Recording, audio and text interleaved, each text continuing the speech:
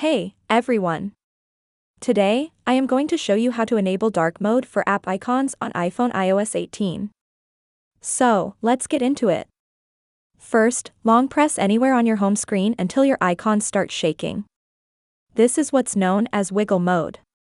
Once in wiggle mode, tap on the little edit option at the top left corner of the screen.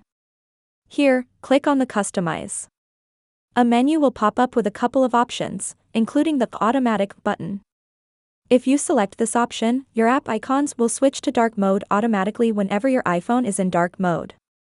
Whether you have dark mode set to turn on automatically at a specific time or you manually enable it from the control center, your icons will follow suit.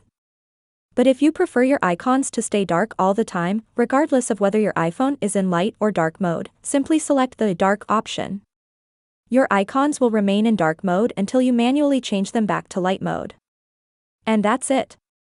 A simple but awesome feature to customize your iPhone's look even further with iOS 18. If you found this video helpful, give it a thumbs up and subscribe to our channel for more tech tips. Thanks for watching.